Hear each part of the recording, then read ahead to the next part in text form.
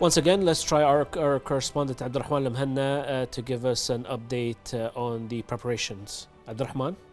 Coming to you live from the media center, from our studio, and of course good evening to my colleagues at the studio in the Ministry of Information, my colleague Abdurrahim and his exclusive guest and my dear viewers of KTV2. We're coming live, me and an exclusive guest we have right here, our KTV correspondent Jamal Shaheen, who's an expert in the field of politics and economy and also markets, coming into Kuwait to share his insights on the GCC. Before we move on to our guest, we'd like to give you a little bit of an update of the 45th GCC Summit, which is about to take place tomorrow. There's only less than 24 hours before the summit to take place of the Supreme Council Summit. There is a lot of steps and processes that have been taking, and there's a lot of preparations as well that have been done by the Ministry of Information right here in the Ministry and at the Media Center, and also done by the National Guard and Ministry of Interior. And also the government of Kuwait has declared that tomorrow on Sunday would be a public holiday to smooth out the conduct of the GCC Summit. So that is all to make everything go as smooth as possible for the GCC Summit. So when we touch upon the GCC Summit and the agenda, so it comes at a critical time and it is of importance, and there is a lot of files high on the agenda. We move from the political side. There is the Palestinian crisis of the Gaza and Palestinian cause as a whole, and to other regions like Lebanon and Yemen and other countries as well. There's high on the agenda, and also from the political to the economic, we move to the economic integration. We have many projects on the line to be taken steps towards, such as the railway which connects all the Gulf, and of course other projects such as the common markets. And of course culturally, the Kuwait has taken steps towards uniting the Gulf culturally, and share the vision of the GCC, such as the GCC pavilion that has begun and inaugurated in November and will continue until 13th of December for all the public of Kuwait and the GCC member state. As of now, let us move on to our guest Jamal Shaheen, who's right here present in the studio of the media center with us, and let's take his insight on the political side. First of all, Jamal, we'd like to welcome you, and can you please share with us your insight of the GCC summit as a whole, and then move on a little bit on the Gaza cause. And as a united stance, we have most of the or all of the GCC countries have a united stance towards the Palestinian cause. So what steps can we expect of the GCC summit to be taken towards such a humanitarian crisis? Thanks for having me. This summit is very important. It came in very hard times, in very political tension around the globe.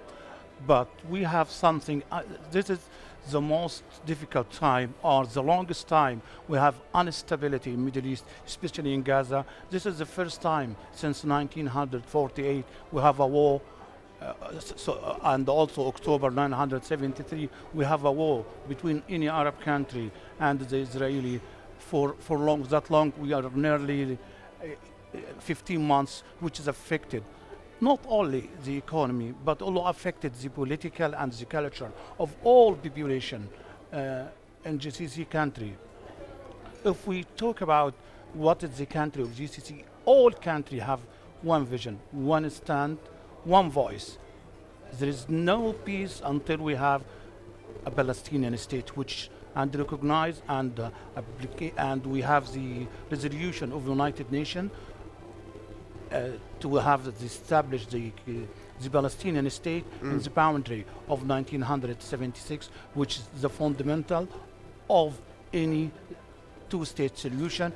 Yeah. Also, the GCC is committed to have the vision of the Saudi King Abdullah, which said there is no normalization unless we have the Palestinian state. Yeah. So now, Mr. Jamal, as you're saying, so what you're saying is that when we speak of the action of the Gulf, when we talk about the term action, are we referring to United Nations resolutions, international financial backings? Is that what we're referring to? Yes. Okay. Yes. So, and is there any initiatives towards that recently? The problem is we have the initiative. Let's be very clear. The diplomatic effort which done by Arab countries and also European countries is a huge. But the situation from the Israeli state, who is make obstacle and also make it too hard to achieve peace. And also we can see and follow what the news when the office of the war, the criminal of the war, Benjamin Netanyahu, have some things for the media. It's incorrect Right. information to make the peace process stop, just to or to say Yahya Sinwar is refusing to have a ceasefire, but in the same time this is not the truth. Now we have there is investigation. I don't believe the Arab country is not doing more diplomatic effort. They do a huge diplomatic effort, which also go in the same way with the human issue, with the human effort to help people in Gaza. We cannot forget for many times the human aid, it's in the cross-border in Rafah, and the Israelis don't accept it to let it in. So the problem is not the problem is from the other side, who want to destroy and they keep killing. Exactly. And as a united entity, I mean, from what I understand from you, from this summit exactly, which will happen tomorrow, as a united entity, they would have more effect on the global world, on the Palestinian cause as a united entity, right? I will be very clear. The GCC country have a big influence, like any other. It's look like the EU influence, but the problem is the other side. If I can refer to some speech or statement from many ministers. If we back to Lord Tariq Ahmed, he's the minister for Middle East and North Africa in the Labour government before Yulio. He said, I have it in video. He said, what Kuwaiti doctor and what Kuwaiti state doing for our brother in Gaza, it's a huge. He used the word, Allah will reward them here and in the hereafter, because the Kuwaiti did a lot. This is the same of all GCC country, but the only thing I can understand from people who are in the demonstration and in London, they always say what Kuwait doing is amazing. They feel like the Palestinian issue is like internal issue. If people of Kuwait, which the voice of Kuwait is the same voice of His Highness the Amir, especially in Gaza and supporting Palestine. Even Europeans are Yes. reinforcing the role of Kuwait. Yes.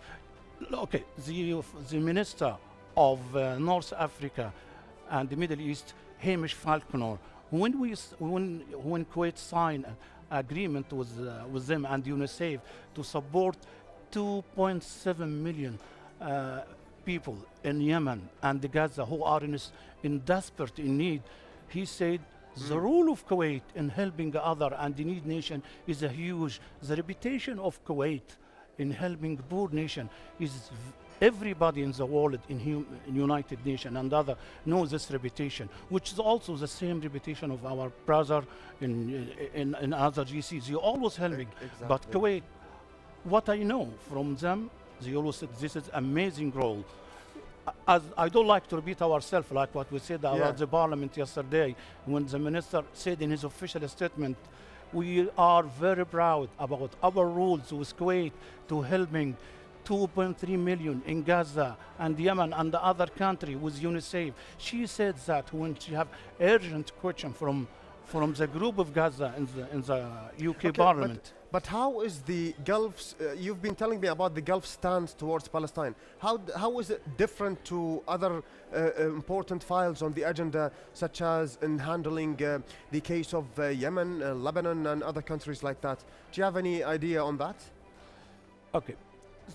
The same idea, the same rule and same situation of GCC country and the Kuwait is same in Yemen. Like what I'm saying now, the agreement with UNICEF is to helping poor and those who need in Yemen and Gaza.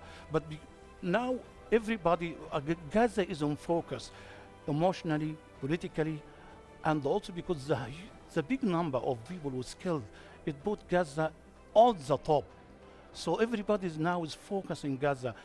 Nobody can say there is no human aid go to Sudan. There is a lot. Look to Exactly. look to the navy and look to how many planes arrived Yeah. to Sudan from Kuwait, from Saudi Arabia, from Qatar, from United Arab Emirates. It's I can say it's one voice Exactly. for all of them, but because of Gaza, everybody put his eyes in Gaza. S- So Gaza take every attention from the people and the leader itself. There is also some initiative. I attend this in the parliament with the Lord David Cameron, who was the foreign minister before. Yes. He said, I can recognize and there is what's happening in Gaza is damage our political relation with our country, Yes. especially our friend from GCC. This is the first time we see our friend Exactly. Yeah. from GCC, where we are in town with them in history. We go in the same way. They said, no, we cannot accept that. So, what I can say, Yeah. David Cameron said, the foreign minister, the Kuwaiti government, the Saudi government, Exactly, speak exactly. frankly, this is not acceptable. Exactly. Well, Mr. Jamal, thank you so much for your insight, but we'd probably have to go with shorter time. Thanks for your insight, dear viewers. That was Jamal Shaheen, KTV reporter in London, right here sharing his insight. And as of now, we wish that the process of the GCC Supreme Council Summit on Sunday, tomorrow, the 45th marks this year, would go as smooth as possible and would implement most of the ideas politically speaking on the agenda, and of course economically based on the GCC economic integration ideas. And now back to you to the studio, guys.